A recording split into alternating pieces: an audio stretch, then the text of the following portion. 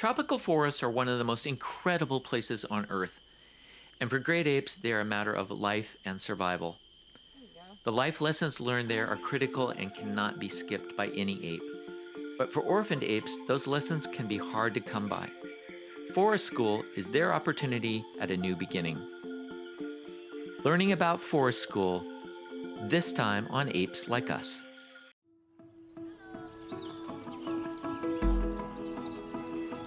Is this Nona?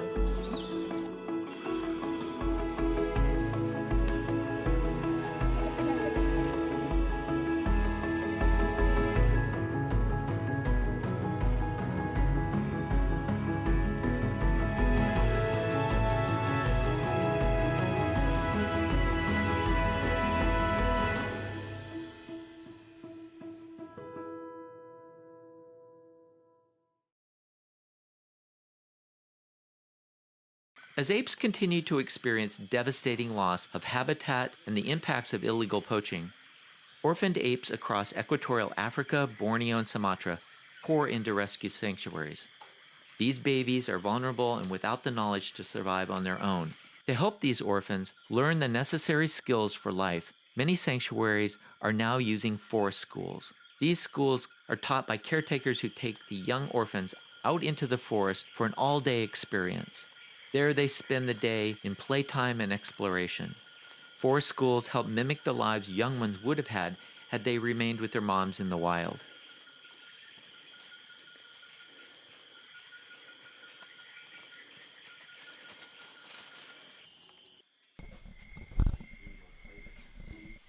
But before any lessons can even be learned, it's fundamental for caretakers to establish the basic trust and safety that these orphans now need.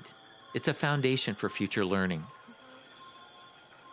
A new home with a new family of dedicated surrogate human parents who step in to rebuild the missing bonds of comfort, affection, and love that they have lost. These human caretakers are experienced at raising orphaned apes, and they're able to strike a delicate balance between providing physical and mental well-being without getting them too dependent on human beings and human interaction. This is never an overnight process. Instead, it's a transition. To ensure the survival of these fragile little orphans during this critical period, these surrogate parents are committed 24/7. It's an incredible job, just as moms would be in the wild. In the first days and weeks, food becomes a critical bond. It's also important for establishing well-rounded nutrition. Food is key for young apes to develop properly, especially when they were taken from their moms at such an early age.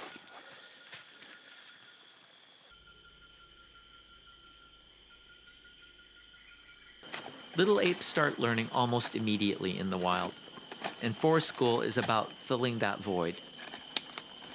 Nest building, for example, is something every ape in the wild is exposed to from the moment it's born, and it's repeated every single day of its life.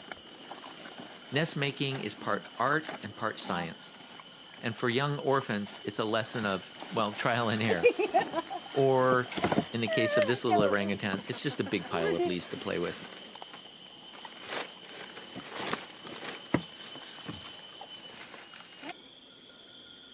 Here, caretaker Sanda is not only teaching chimp Daphne how to be groomed, but he's also showing little Larry how to do the grooming. This includes the critical vocalizations.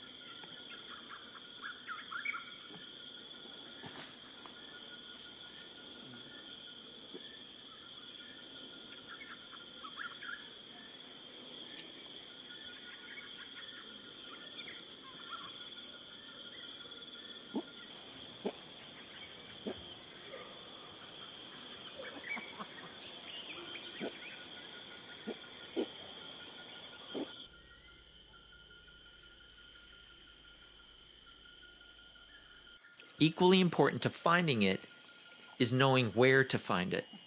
As orphans grow older, their caretakers will start making their food trickier to discover, so that they can get used to the basic problem of solving where to find foods and fill their bellies. This is especially critical for orangutans who have the best opportunity to go back into the wild. Many apes spend a significant portion of their day foraging for different foods throughout the forest.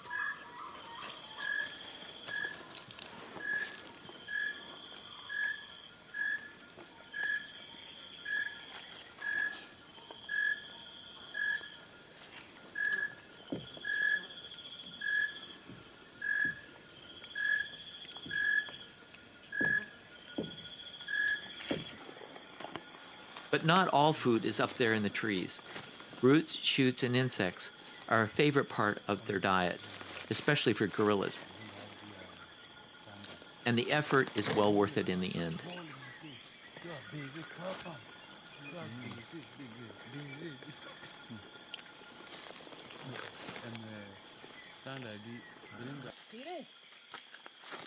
For some orphans, the journey through the forest school may take longer than others, but it's critical if they're ever going to be integrated into larger groups and, with luck, go back into the wild. Hey, that's yours, Jenny.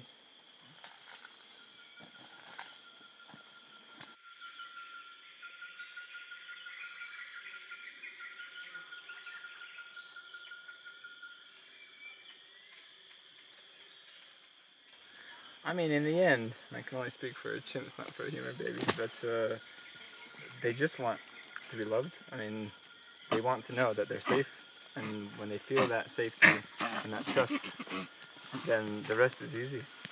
You can do whatever. I mean, that's part of the chimp's downfall too, is they trust too much.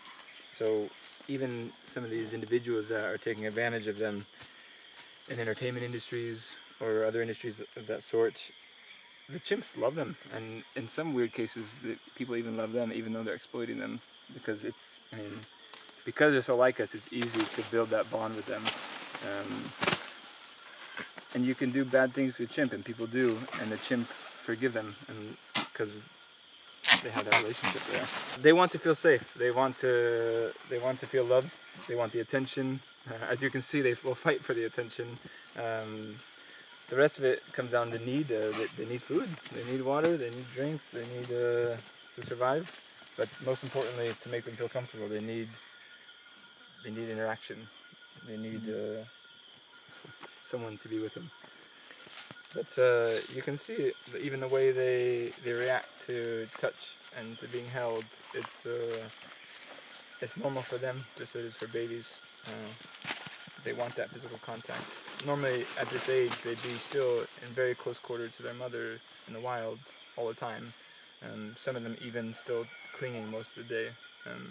It's a bit different here because they can't cling all day to a caregiver, so we encourage them to move down earlier than they would in the wild and start to develop their leg muscles earlier.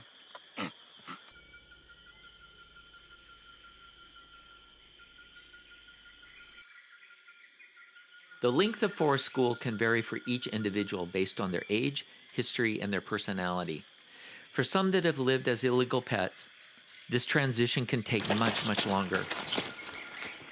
Forgetting their dependence on humans and learning natural ape behaviors can take weeks, months, even years. For others who recently lost their moms, they may still have a solid enough foundation in natural behaviors that they can skate right through forest school and move on to another group inside the sanctuary. Or if lucky, they may even make it back into the wild.